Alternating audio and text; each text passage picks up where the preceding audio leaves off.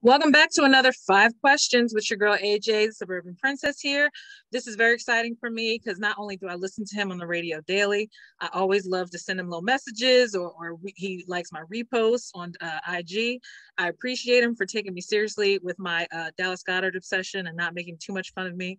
I love him to death on the best show ever, every day on NBC Philly. Please welcome to my guest, the wonderful Tyrone Johnson. Hello. Thanks for having me. I'm excited.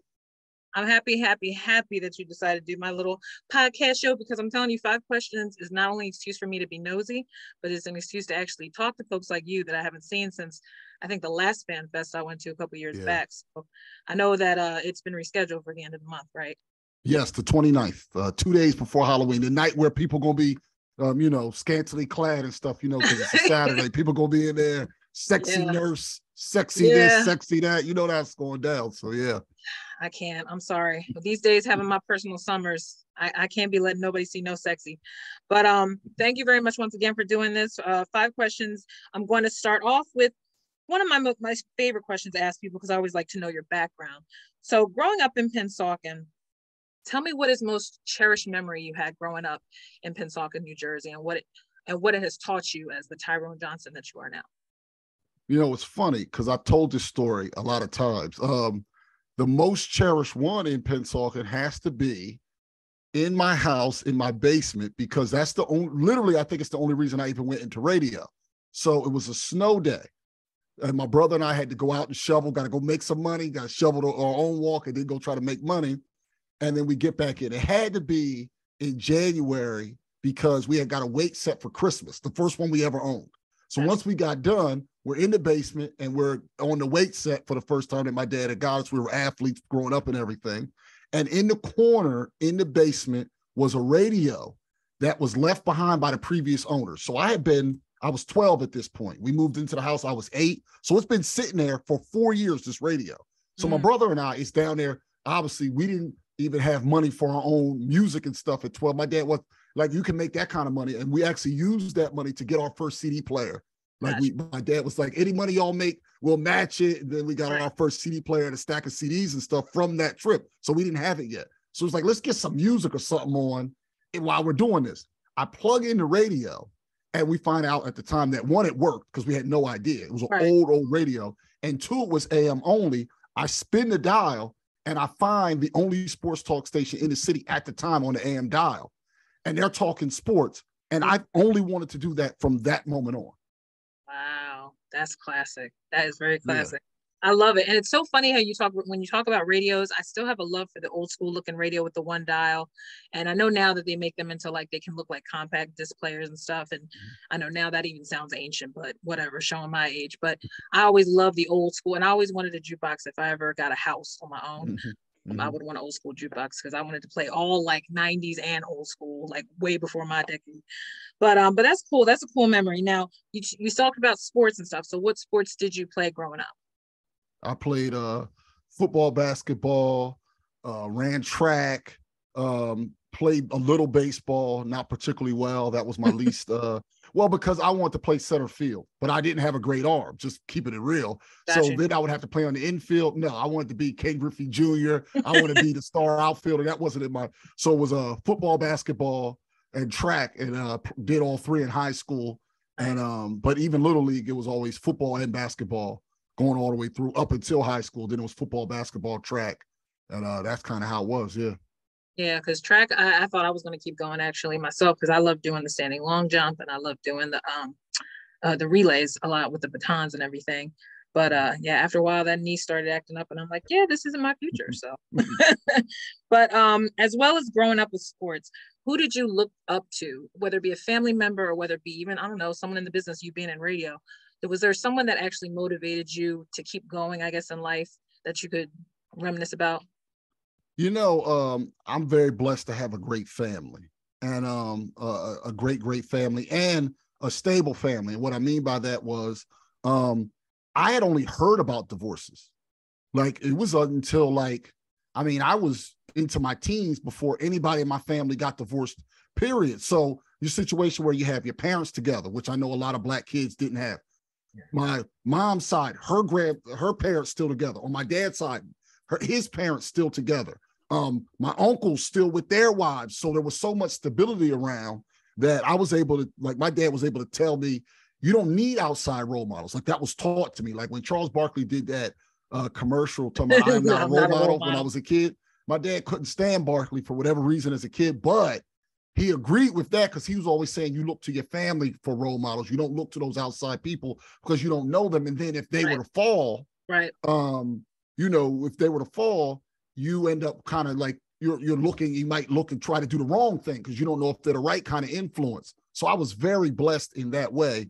And now I realize that in hindsight, Barkley was number one, he is a role, was and is a role model. Charles Barkley is, whether he wants to be or not. There are kids out there that are not nearly as blessed as I am, who absolutely look to those external people to be, even to a much, I mean, if Barkley's a role model, I'm 1/1,000,000th of a role model, 1/1,000,000,000th of a role model. But I recognize to a certain point, even I'm a role model because there's a kid out there who doesn't have someone in the house telling him he can and cannot do things. And and they'll look to me and think they can do it because I'm doing it. Right. And for that reason, it was really about just everybody, all the elders in the family, because you take something from each of them. And the biggest thing was my parents, we didn't come up from a lot of money. Like, I don't want to make it out like we were just poor, like we always ate and things like that, but we didn't have like the extra stuff. Like I remember I didn't go on a plane until my senior trip for high school going to Disney World, and I paid for that with my own money. Like to give you an idea, like we were good in that we wasn't nobody starving. Everybody was like had heat, air conditioning, stuff. Well, right, but you didn't get. You get what I'm saying. So, but the way that worked was my parents didn't put any limitations at all on what I could do. Like I remember we were watching Visions with Werner Odom back in the day. Oh, I remember Visions. Yes. Visions. Yes. And there was a girl who was like a pilot at like 11 years old. And I was like, man, why did her parents let her do that? And my parents were like, and I was younger than at the time, and my parents were like, if you want to do that, we let you. Right. Like, you could do whatever. They made it very clear I could do whatever I wanted. So just that, having that in the household, not putting any ceiling whatsoever on what I can do. There was no like, you got to go work at the factory. Just go get a state job. It was none of that. It was like, go do whatever you want to do. You got to work really hard. You got to work. Like, it was a lot of parameters put in, but there were just no limitations put on me. And definitely I didn't recognize it. I recognized what they said at the time, and that allowed me to be ambitious. Right. But in hindsight, that was such a blessing that I had no idea it was, like how big a blessing it was when I was young. Yeah. And that's good you say that now, because if I was a kid with the way social media is now, I know I would not be well. I already had a huge insecurity complex, and I don't even know why, because I had both my parents in the house up until literally less than 10 years ago. My parents divorced. So it's been a weird, like you said, to have parents that are divorced. I never thought that was going to happen in our family. And you know, I have a lot of people on my dad's side of the family who have also never married. So there's just a lot of stuff that I've gotten used to that, like you said, as a kid, you just never thought would happen. And so then when it does, you don't always fall apart, but you're almost thankful for the experience because you know what to expect when it's your turn to bat, so to say, you decide to get married or whatever.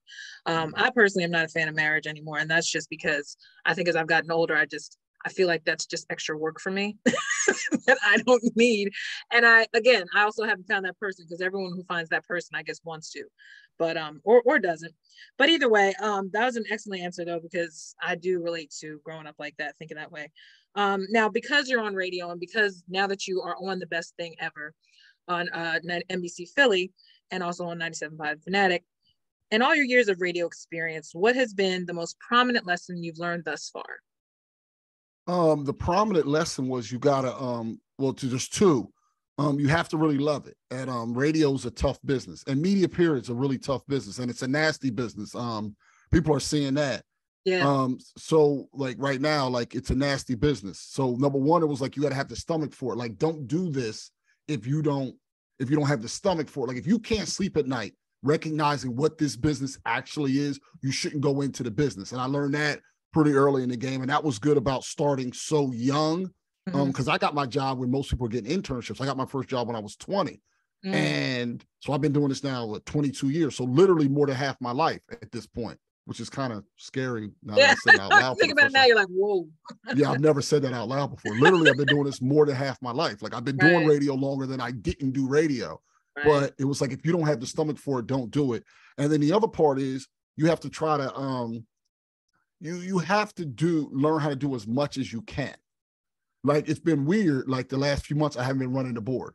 It's my first time in a long time not running the board. I was always running the board. Like, I went in the other day, I'm talking to Jen. I'm like, hold on, I got to do something. I'm like, oh man, I miss doing this. It's Jen's job now. Yeah, like, you're supposed to do that. But I did promotions at some points. I was assistant chief engineer at one point, off air, on air. I've always loved radio. Like, that love of radio wasn't just speaking into a microphone. It was everything. Like, I like being road crew. I like setting up live broadcasts. There hasn't been a single part of radio that I didn't like. So it was about knowing how to do as many of those things. So, like, if the show comes to an end, and I know there's people out there who like want it to last, and I also am not dumb enough to recognize there are also people out there who absolutely want it to fail. I know I'm going to be okay. What I mean by that is I'll still be able to eat. I'll still be able to pay my bills because I know I can do basically everything in the building. And that, to me, is something that I learned earlier that a lot of people didn't do. If you know how to do one thing and they take that one thing away from you, you then have to beg somebody. And I mean, when you're applying for a job, in a way, you're basically saying, please allow me the opportunity to work for you. I at least know I can have more things to beg people for. Yeah. And that's very important because, look, I'm not even going to front with you because I always dreamed that I would be in radio, but I can't front and act like it was from the door. I knew growing up I wanted to be in entertainment. I think the more older I got, I thought I was just wanting to be an actress. And then I had this weird pipe dream of singing. And then it was just like one of those things I just like to do. And I just realized, can you sing a little bit? Can you sing a little bit? All right. I keep on falling in love. Oh, I said I messed up the words. See, I got That's nervous. Right, but I heard though, you got a little something there. All right. Something. Of course, now I have a song in my head. Dang it. Yeah. Anyway, I'm gonna give you a better show next time. But yeah, I wanted to do that, and then I think radio came up because calling into your show or calling into when Mike was on the show or even WIP days, I used to just call because I hated hearing just men talk about sports, and it got to the point where, I was a 9-to-5 or still am. But I mean, I was bored at my desk at times. And when I did have slow days, I was always on sports radio or Wendy Williams at the time. She used to help me through the drive part of my day. And I just love that part of radio. The part where it's kind of cross pop culture and sports is where I started to get enamored with. I won a DVD player singing the Alicia Keys song that I just screwed up. But, I won a DVD player doing that. They had Say What karaoke back in the day when Kobe Cole was on the radio, and I did that. Mm-hmm. So it's like stuff like that I started hearing more and more. I thought, okay, maybe I want to be a singer. But again, like anything that requires work, you have to kind of focus. And I have such a short attention span with everything. I've noticed that I've just been kind of all over the place.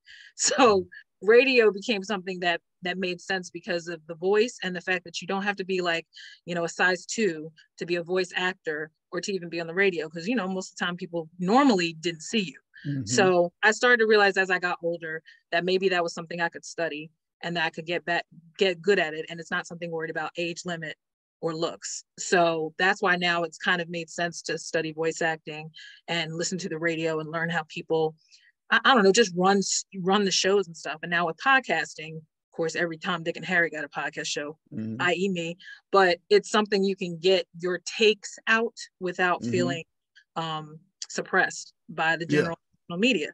So, and not everybody likes hearing ESPN and all that stuff. Sorry to say, but not everybody enjoys all the national shows. And there's a lot of us every day, Philly fans that really just got a lot to say. And whether or not you've heard the same take 20,000 times, as when we used to have sound off and now when you give on the hotline, we got a lot to say. And so you give us a mic now, the problem is now you can't turn us off. So it's the easiest way to do it, I guess I should say, without a degree, because I do feel like obviously professionals, you are more respected working your way from the bottom up, obviously. But some people strike gold, but I'm not one of these people to worry about whether I do or don't. It just makes me feel good. And as a female, I love sports in the sense that I'm not watching it just for the party. Like I'm into the sport because my girlfriends will be looking at me like, why is she still watching? Like they're losing. Right. I'm like, it's not the end of the fourth quarter. Right. You have to get off my back. It's not over. Game's not over. So yeah. So my love for that is why I think what led me to 97 Fanatic, even before when it was AM, and then WIP before, like I follow Cuz and Mike and all them. Still to this day, it's good to see some of those people still in the industry, as hard as it is, obviously, to cross over into social media. Because I was just listening to Mike's pod with Ray Diddy about how a lot of guys get lost in the sauce because of having to switch over to that kind of media world that's just not about journalism, not about reporting. It's just hot takes and sensationalism. So, and I respect you because not only are you blunt as hell, I remember you kind of always when you were the producer, I remember your voice being so like I could pick you out of a lineup just listening to your voice. And I said, something about Tyrone, I know I can relate to him. And the more and more you talked, I said, that's a brother. Yeah, that's a brother I ever heard ever on the radio in my life that I can relate to. And even when we talk about music, I love hearing you discuss music, because there's some bands I did not think you hated that I would think he'd be cool with that. You'd be like, I hate this. And I'm like, what? And it's so exciting to disagree and yet agree with you at the same time. That's what I love about seeing you, especially on a Best Show Ever now, because you're in a different seat. So, and I'm very happy for, as you know, because Thank you. I made a pointed announcement to let people know. I said, whether you like him or not, I said, I'm happy to see a brother in the front seat and not in the back, because it's just very important. You know what I mean? And I feel like, especially in, like you said, in this field with Black men, Black women, my girl, shout out to my girl, Crystal. I know y'all ain't doing Sixers Outsiders anymore, but I'm proud of her. She's in LA. Yeah, she's out in LA. She's out in LA. Yeah. But I love her to death, though. Yeah, I'm really proud of her. The tough thing is, along the way, when I started to notice as you work in the business, and this is, like, I never get bothered by the haters ever. Right. It's just not like in my DNA to care. But I know that bothers them, because I know some of them want to get that reaction. What they're not realizing is, if I do react to them, it's not because of them. Like, I can just be mad about something in my own life, so I have time that day. It actually has nothing to do with them, because I still don't care. Right. So, like, I might like blast them, and then like 10 minutes later, I'm like, what was that? Oh, I don't care. I just don't want to talk to you. Like, I was just at the moment. Yeah, I was just mad about something else. But what bothered me, what I noticed is that you were talking about the music and stuff like that. And since you're a Black woman, you can understand this, because you have different diverse tastes. So what happens is, there is now these people who want to put a certain definition of Blackness, and they want to decide what's Black enough and what's not Black enough. And what they don't recognize is, and I say this with confidence, I'm exactly as Black as I can be, quote unquote, like that stereotypical Black. Right. I can't be 1% Blacker than I am right now and have this job. I'm at the maximum Blackness to have this job. And I think what they don't understand is that along the way, you cannot, in my particular situation, I do not have the latitude to be the person they would want me to be. And I do not have the latitude to do that. And neither would anyone else, because look around the country. I'm telling people, go to every market, go to every major market in the city, find every Black host on the air that's doing a show in Chicago, New York, LA, everywhere. Find every Black person and find how many of them didn't play pro sports. Then go to the markets, those same markets, and find how many white people played pro sports. And what you'll find is that the entry point into the field, if you're white, is very, very broad. It can be a former athlete. It can be a former writer. It can be a guy that won a contest. It could be a guy who was on YouTube. There are vast ways to get into business historically if you're white. There has been but one path if you're Black.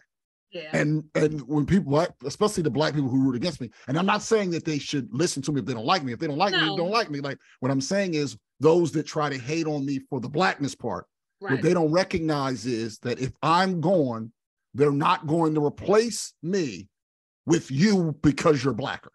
I'm telling you that right now. Right. And the odds are they're not going to replace me with a Black person, period.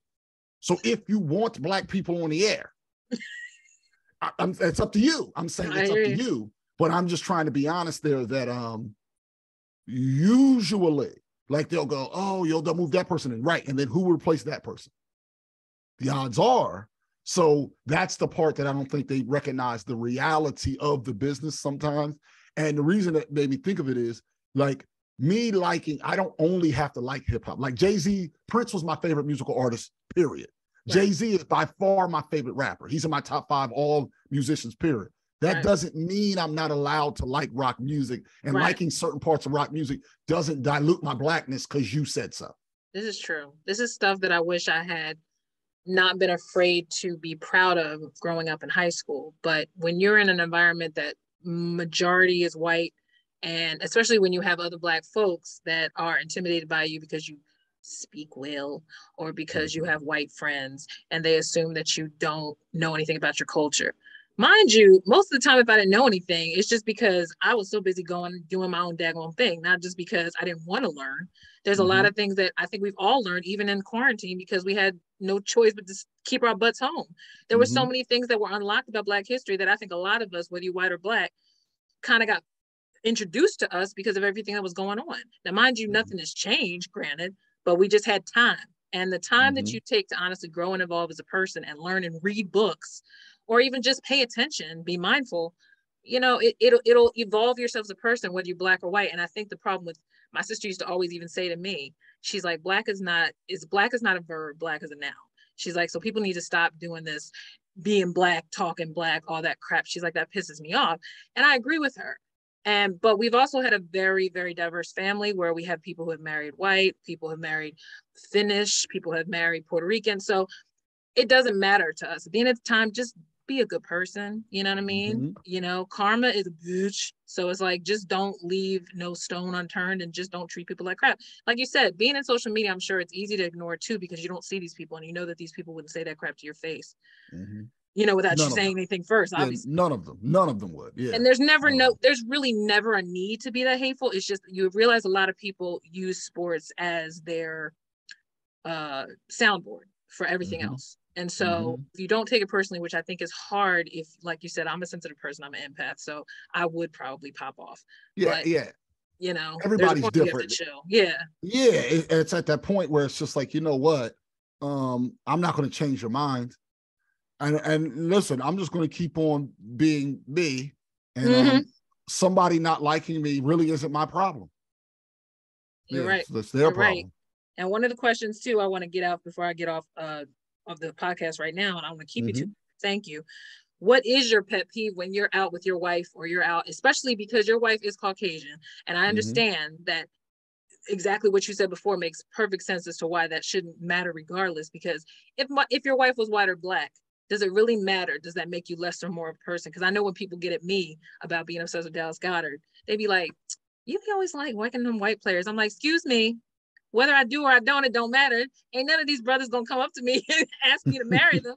So who the hell cares? You know, but I've had that appeal, and I don't know, and I used to feel bad about it, but now I'm just like, I can't help it if I appeal to a certain type of guy, you know? Brothers like me just as much as white guys like me. So I can't help that, you know? So, but I think what people hate is the fact that, like you said, you have the ability to kind of appeal to both. And some people can't stand that because it's very isolating for them. They don't know what that's like. And I'm like, look, just embrace what's different. That's all. Right. So, but I go back to, what is your pet peeve when you're out in public with your girlfriend, or with your wife, without your wife? What do you find that you notice that you really can't stand being out? People that don't watch their kids. And I'll say it like this, because I come from the old school family where it was, don't touch nothing, don't say nothing, don't ask for nothing, just whatever. And I remember, like, we're all 2 years apart. So I remember my parents were young. So like when my mom was my age, she had a 22, 20, and 18-year-old. Yeah. So, but I remember grocery store 8, 6, and 4.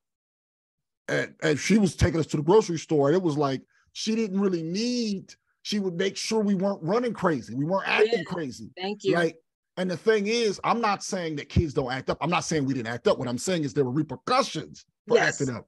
The thing can't stand is, you're out, we're adults, we don't have any kids with us, and your kid is running riot all over the place. And not only are you not stopping it, you're not even trying to stop it. Gotcha. You just go and letting the kid. It's better to just let them go, not at the inconvenience of everybody else. Like, my dad would be like, y'all not gonna be embarrassing me up in this place. Like, that's exactly what you're not gonna be embarrassing me up in here. Like, it was a given. And what I've noticed now more than ever, like, I was in Miami this summer, vacation, and man, do they have good rates going to Florida if anybody's checking down there in Florida. Look, I just came back. I want to go back. I just go see my friends. Yeah, it was cheap down there, man. And we go down there and we're at the pool and stuff. And kids want to play in the pool because this particular place wasn't adults only, fine. Okay. Don't let your kid jump on me when I'm in the pool, like literally jump on me. Oh, no. Like, come on, like you're not going to say nothing to your kid. When you see me, like you're half watching your kid. Right. The kid jumps on me on the pool. Stranger, I don't know this kid. And they doing all this and all this. I got a drink in my hand. I'm over there on the side. And the kid is jumping physically on me. And you say nothing? Oh. Watch your children. No. Like, what if I was a bad person? Like, what if there's somebody out there that's bad? And right. You're not watching your kids properly? Yeah. Watch your kids. So I never actually blame the kid. I blame the parents. Right. What did you do though? Did you like curse or did you kind of turn around and kid? No, I talked to him. No, I said, hey, where your mom and daddy at? And I said, why don't you go over there? Right. And I said, I just said, why don't you just go over there and see if they're good with how you're acting? Right. Like I was basically just say like I wanted to say, get away from me. Like, I don't care if you play, just don't jump on me. like the same thing happens at the beach. I'm trying to just sit on the beach. And you got kids with all this space to run. And then you got to run right by my towel, kicking all the sand up when there's room. Now, if it's crowded, it's different, okay? And the parents don't even say, hey, watch out for the people, whatever. All I'm saying is just say, don't allow your kid to do whatever they want at the inconvenience of others. Kids can have fun without making it unfun for the adults. So that's the biggest one. That's the only time I ever will look at those people that put their kids on like the leashes. I used to think that was so cruel, but now I'm like, honestly, they're not bothering you. I'm just saying, like, and these days in trafficking, people just picking up kids left and right. Like, you got to make sure where your children are. That does irk me too. It's so funny you say that. But I also wanted, before we get off to now, we were just discussing before I recorded that the Phillies are playing not a good game apparently, but whatever. They're in the playoffs. This is wonderful. I didn't think that was going to happen. Mm-hmm. Our Eagles are 6-0, which gosh dang it, I ain't gonna lie because I want to curse, but I'm excited, but I'm shocked as heck. I'm not even gonna lie to you. I really honestly thought they'd be better than last year, but I didn't. I'd expect no 6-0 before the bye. So tell me, they're gonna start. I think they play the Steelers when they come back. So they do. What are your thoughts for the second half? Do you feel like this is where they're gonna start tripping up and getting too comfortable, or what do you think? No, I think they're good. I think they're real good. I mean, there's only a few teams above 500 other than the Eagles in the NFC, and the Eagles have beaten two of them already. They beat the Vikings. That's their only loss. They beat the Cowboys. They haven't got a chance to play the Giants yet, but we'll find that out in the second half as well. The Eagles are better than them. Right. I think they're real good. I saw only one stat so far, talking to Tim McManus from ESPN, that could be a concern, not so much of a major concern. It's just going to be a matter of the next step for Jalen Hurts, and I'll explain why it's the next step. When teams don't blitz, he's currently the fourth most accurate quarterback in all of the league. He's been tremendous when teams don't blitz. When teams blitz, he's now the 25th most accurate. Now, we know he can run as well, so he runs away from the blitzes. So the next step, because first things first was last year it was, can he be a starter?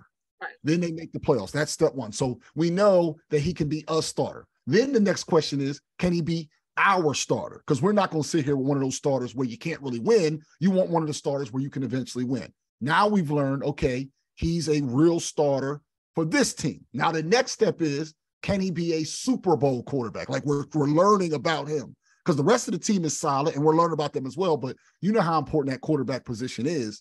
Right. If he fixes his passing against the blitz, at that point, there's no holes in his game, and they can win the whole thing. So it's just something to watch. It's not a major concern because they're 6-0. It's just something to watch as other teams now each week are going to, Pittsburgh, you mentioned, they're going to blitz him a lot. How does he react to that blitz? And then these teams go like with a game plan specific to try to find his weakness. How does he then make that not a weakness anymore? If he solves that, there's not much that can hold this team back as far as winning the whole thing. And I didn't expect that this year. I think that if Hurts fixes his issues, he can win. And that one issue, by the way, I shouldn't say issues. That issue, I think they can win the whole thing this year. Well, shout out to my buddy Maul, because he already has on his Twitter handle 17-0 for a reason. And I believe it, if you, like you said, if he gets over that one little hurdle. thing. Yeah, it is highly likely. I'm one of those fans, I'm not even gonna lie to you, and I know you're gonna be prepared to say when y'all come back next week, but I am worried about the trap game, and I do feel like that could be Steelers game, could be Texans after that on a short week on a Thursday night. That's Packers. One of them games where right. There could be one of those games. I don't think they're gonna go 17-0, but I really think they can be the number one seed and have the bye. And I really think they can get to the Super Bowl this year, though. And that's just one question. I know there's people who are like, how can you dare question Jalen Hurts? What I'm saying is, I don't know if a quarterback can win a Super Bowl until they win a Super Bowl. Like, no one knew Tom Brady was Tom Brady till he became Tom Brady. That's not hating. What I'm saying is that there's one weakness currently in his game. There were more last year. He's taught he can now go to the left. He can do a bunch of stuff now that he couldn't do last year. Can he fix this one thing? Because if he fixes this one thing, teams will not have any idea how to stop him. They'll have no chance. And I agree with that. And even the losses they could have this year, it's still going to be a decent record with 17 games. So even if you get 3 or 4 losses, they're still 13-4. That's good. Not a bad thing at all. No. But you know what? I thank you, brother, so much, Tyrone Johnson. I'm so happy that you made time for me. This has been a very enriching conversation. 5 questions. As you know, I try to talk to all my local heroes this year. I was talking to Helen Little before, Cappuccino from Power 99. I don't know who I'm going to have next, but Tyrone, you have blessed me. Thank you so much. I will be listening. Are you still doing Saturdays? You're not doing Saturdays anymore. Not still doing Saturdays, at least for now. It was trying to focus on getting the show launched and get going. We're a couple months in, so rolling along. Yeah. And you're going to keep going up, and up, and I will keep calling in, as you know, and giving you a shout out. And I didn't get tickets for FanFest yet. I don't know how my schedule's going to look, honestly, because my niece, who's actually downstairs, her birthday is that weekend, so I may be out of it. But if I do go, I'll be looking for you for a picture as usual. For sure. But thank you so much. Thank you for blessing me with 5 questions. AJ, the Suburban Princess. This is what it is, kids. Thanks for tuning in. Talk to y'all soon. Bye. Thanks, Tyrone. Thank you, homie. I'm going to send you the link if you're interested, just in case you want me to cut something out, okay? No. You don't have to cut anything. All right. Thank you, buddy. Take care.